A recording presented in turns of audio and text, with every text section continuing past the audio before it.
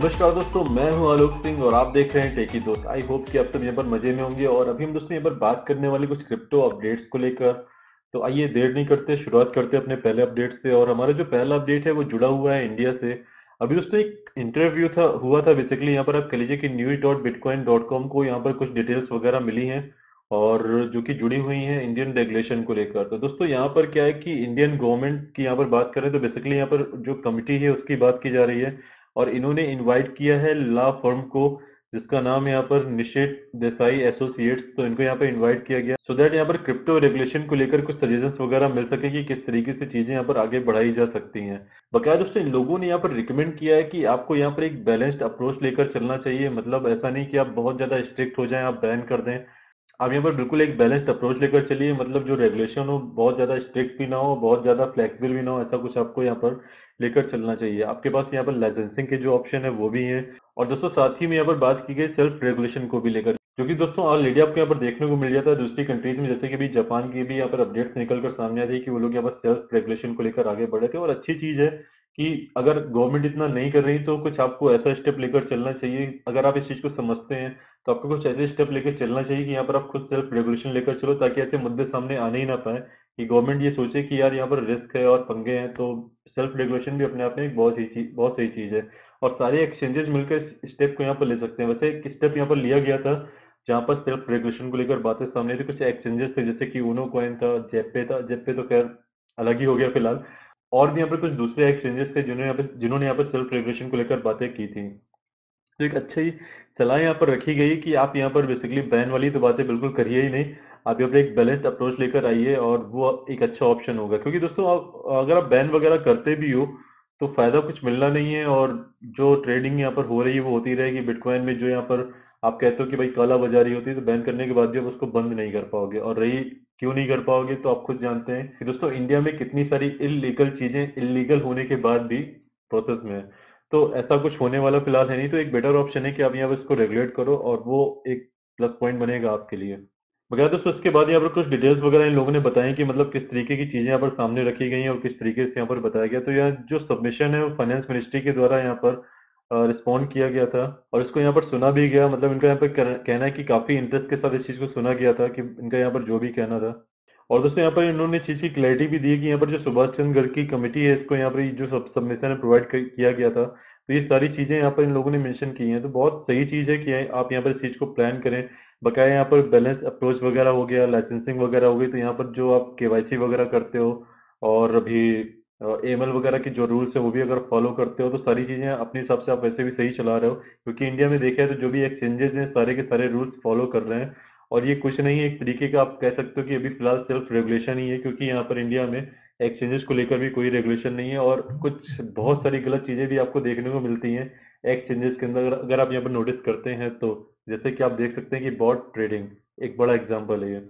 बगैर दोस्तों यहाँ पे ये भी बात की गई कि यहाँ पर जो पिटिशन है वो रखी गई थी इनके थ्रू, IAMAI के थ्रू एक रेट पिटिशन रखी गई थी कि यहाँ पर इवन जो आपने जो बैंकिंग बैन किया हुआ है बगैर ये सोचे समझे कि मतलब रेगुलेशन है कि नहीं है, तो आपने बैंकिंग बैन रख दिया तो उससे जो बिजनेस है पूरा का पूरा इंडस्ट्री का वो शट डाउन हो गया। जो भी यहाँ पर एक्सचेंजेस वगैरह हैं बहुत इफेक्ट पड़ा उसके ऊपर।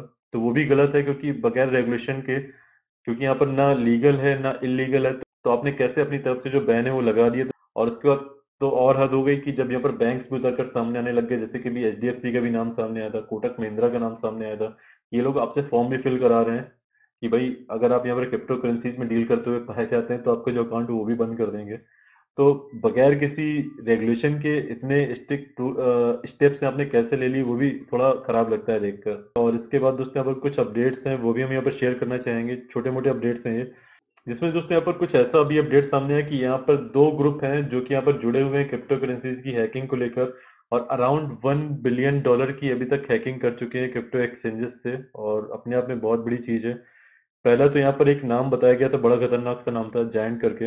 इसके बाद यहाँ पर कोई दूसरा नाम है, उसको तो ओपन नहीं किया है, लेकिन यहाँ पर बताया कि इन दोनों ग्रुप्स ने मिलकर और बहुत सारी हैकिंग कर रखी है। और यहाँ पर कुछ डिटेलिंग की बात करें तो इनका यहाँ पर कहना है कि जो ग्रुप है जायंट, ये बहुत ही मैनेज्ड है, बहुत ही कंट्रोल्ड है।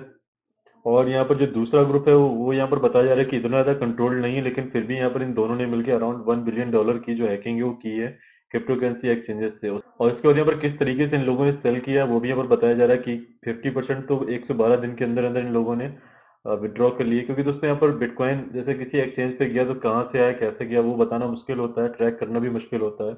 और बहुत सीधा सा फंडा है कि आप अलग अलग एक्सचेंजेस में ट्रांसफर कर लो और अपने हिसाब से विड्रॉ करते रहो। तो काफ़ी सारे तरीके हैं, और क्योंकि रेगुलेशन भी नहीं है बहुत ज़्यादा, अभी नई नई टेक्नोलॉजीज है तो समझना थोड़ा सा मुश्किल हो जाता है। तो सारी चीज़ें यहाँ पर इस तरीके की देखने को मिली हैं। और इसके बाद एक अच्छा अपडेट हमें यहाँ पर देखने को मिला है जो कि आए विकीपीडिया की तरफ से। विकीपीडिया मुझे लगता है कि यहाँ पर हर बंदा जानता होगा, सबसे अच्छा सोर्स है यहाँ पर अगर आपको किसी भी तरीके की नॉलेज लेना है।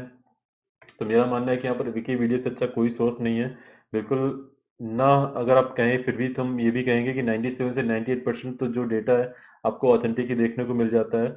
और इसके अकॉर्डिंग आप यहाँ पे स्टडी वगैरह कर सकते हैं। तो मेरे और इवन मैंने भी यहाँ पर अपने टाइम पे बहुत सारी स्टडी की है विकीपीडिया से ही। तो यहाँ पर क्या है कि अभी आप डोनेशन वगैरह दे सकते हैं बिटकॉइन कैश से, और यहाँ पर बिटपे का इन लोगों ने इंटीग्रेशन किया हुआ है अपने प्लेटफॉर्म पे।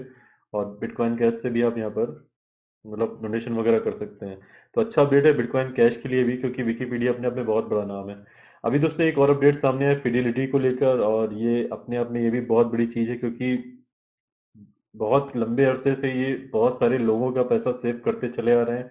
और ये लोग बहुत लंबे टाइम से इंस्टीट्यूशनल इन्वेस्टर्स से भी जुड़े हुए हैं। तो अभी क्या है कि अपना जो क्रिप्टो कस्टडी के एक प्लेटफॉर्म है यहाँ पर ला सकते हैं मार्च में, ये एक छोटा सा अपडेट निकल कर सामने आया था। और मेरे हिसाब से अभी जो अपडेट्स हैं सारे मैंने खत्म कर दिए हैं। बकाया जो भी अपडेट सामने आते रहेंगे आपके सामने हम यहाँ पर रखते रहेंगे। क्विक अपडेट वगैरह लेने के लिए आप यहाँ पर ट्विटर और टेलीग्राम भी ज्वाइन कर सकते हैं, क्योंकि यहाँ पर रेगुलर अपडेट फिलहाल तो काफ़ी ज़्यादा आ भी नहीं रहे। और अगर कुछ यहाँ पर क्विक अपडेट आता है तो हम आपको वहाँ पर शेयर कर देंगे ट्विटर या टेलीग्राम पर भी।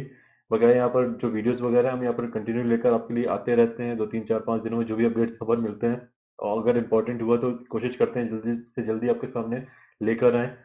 तो दोस्तों अगर ये वीडियो आपको अच्छा लगा है तो उसको लाइक कीजिएगा, शेयर कीजिएगा अपने दोस्तों के साथ, ताकि जो इन्फॉर्मेशन है दूसरों तक भी पहुंचे। और अगर आप इस चैनल पर नए हैं तो सब्सक्राइब कीजिए, ताकि ऐसा कोई भी अपडेट आपसे मिस ना होने पाए। दोस्तों फिर मिलते हैं नए अपडेट्स के साथ। जय हिंद, जय भारत।